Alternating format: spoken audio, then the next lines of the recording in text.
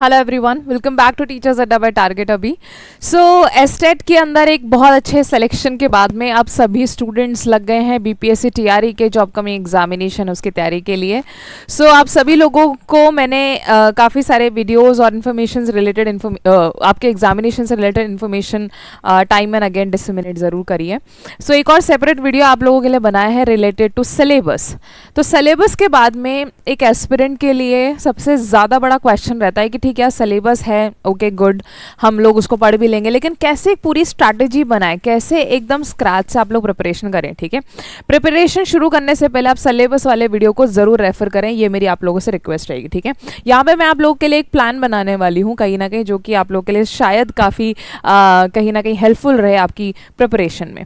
सबसे पहले जब हम कभी भी किसी प्रिपरेशन की शुरुआत करते हैं, एग्जाम को प्रिपेयर करना शुरू करते हैं, सबसे पहले आपको उसका सिलेबस देखना है। ठीक है, सिलेबस हम लोगों ने देख लिया, हम लोगों ने उसका प्रिंट ले लिया और कहीं ना कहीं उसको एक दो बार रीड कर लिया, बहुत अच्छी बात है, वेल एंड गुड।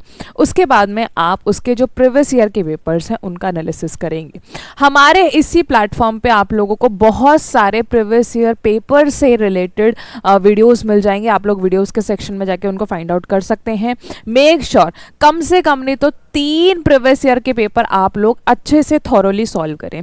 अच्छे से सॉल्व करने का मतलब यह है कि आप इन प्रीवियस ईयर के पेपर्स को 5 टाइम्स तो सॉल्व करें, एक एक पेपर को। ठीक है, जब आप इन पेपर्स को सॉल्व करेंगे तब आप लोगों को आइडिया लगता है कि ठीक है लास्ट ईयर ऐसा सवाल आया था, उससे पहले वाले ईयर इस तरीके से हमें सवाल देखने को मिला था। एक दिमाग में एक माइंडसेट बनता है, कहीं ना कहीं एक रूटीन आप लोगों के दिमाग में बनेगा कि ठीक है हमें शायद इस तरीके से प्रिपरेशन करनी है। ठीक है, एक और मैं इनसाइट आप लोगों को दे दूं कि सिलेबस के साथ में जब आप प्रीवियस ईयर पेपर को देखते हो तो 2024 का जो पेपर है ना, वो 2024 का पेपर थोड़ा डिफरेंट है एज कंपेयर टू उससे पहले के पेपर जो कि 23, 22 या फिर 2020 में आए। ठीक है, ओके, ये वाले पेपर्स एक सिमिलर पैटर्न के हैं जिसमें काफ़ी सारी चीज़ें सेम तरह के क्वेश्चंस हैं। ठीक है, ऑपरेटिंग सिस्टम आ गया हमारे पास में, लेकिन जो 2024 का पेपर है वो थोड़ा डिफरेंट लाइन पे है। अगर आप इसको देखें तो ये आप लोगों के बिहार एस्टेट के बैच के साथ में काफ़ी ज़्यादा मिलता जुलता है। ठीक है, वो बीपीएससी को जैसे हम लोग टारगेट कर रहे थे कि यार ये आएगा, उस तरीके से पेपर नहीं पूछा गया, बिहार एस्टेट के पैटर्न पे कहीं ना कहीं पूछा गया। आप फ्यूचर की तैयारी इसी पेपर के हिसाब से करेंगे, क्योंकि अब हमें पेपर में शायद इतने लो डायनेमिक्स देखने को ना मिले कि एक ही सेगमेंट से काफ़ी सारे सवाल आ गए, पावर पॉइंट के ऊपर सवाल आए, वो सब सवाल अब हम एक्सपेक्ट नहीं कर रहे हैं। आपको अपनी तैयारी 2024 का जो प्रीवियस ईयर पेपर है ना, उसको ध्यान में रख के करनी है। उस पेपर का एनालिसिस भी आप लोगों को इसी यूट्यूब चैनल पे मिल जाएगा। ठीक है, जब आप उसको एनालिसिस करते हैं आपको पता रहता है कि यार कौन सी यूनिट मुझे अच्छे से आती है। ठीक है, मुझे ऑपरेटिंग सिस्टम के क्वेश्चंस आ रहे हैं, ठीक है, मुझे डिजिटल इलेक्ट्रॉनिक्स के क्वेश्चन आ रहे हैं, ठीक है, मुझे टीओसी के क्वेश्चन नहीं आ रहे हैं, ठीक है, हो सकता है मुझे कोई प्रोग्रामिंग का सवाल नहीं आ रहा है। अपनी स्ट्रेंथ एंड वीकनेसेस को आपको पहचानना है। ठीक है, अपनी स्ट्रेंथ एंड वीकनेसेस को पहचानना है। हर स्टूडेंट की कोई ना कोई सब्जेक्ट एज ए स्ट्रेंथ रहती है, कुछ सब्जेक्ट उसके एज ए वीकनेस रहती है। ठीक है, तो ये बड़ी सब्जेक्टिव सी एक्सरसाइज है। ठीक है, लेकिन आपको ये करनी है। अपनी स्ट्रेंथ के ऊपर आप लोग और ज़्यादा काम करेंगे, कोशिश करेंगे कि जो भी आप लोगों के अच्छी पकड़ वाले सब्जेक्ट्स हैं उनमें आपकी फुल ऑन एक्यूरेसी रहे, कहीं से कहीं तक भी सवाल आ जाए आप उसको कर पा रहे हैं।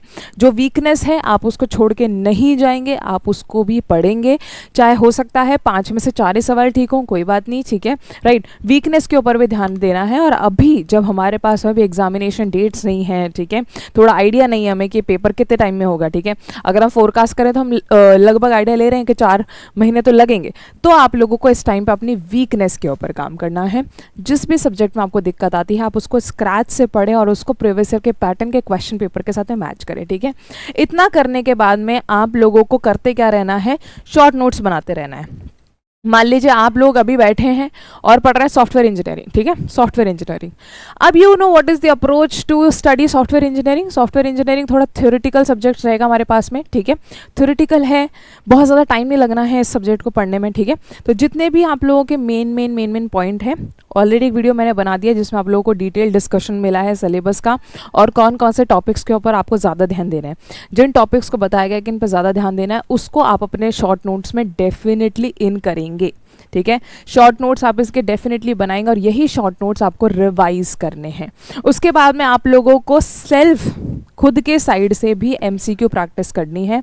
टाइम एंड अगेन जब आप लोग हमारे साथ यूट्यूब चैनल पे जुड़ते हो, मैं आपको डिफरेंट सोर्सेज भी बताती हूँ जहाँ से आप लोग अपने क्वेश्चंस प्रैक्टिस कर सकते हैं। ऑनलाइन बहुत सारे क्वेश्चंस के पोर्टल अवेलेबल है, सब कुछ अवेलेबल है, वहाँ पे जाके भी प्रैक्टिस कर सकते हैं और यहीं से एमसीक्यूज आप लोगों के मैच भी होते हैं, ठीक है।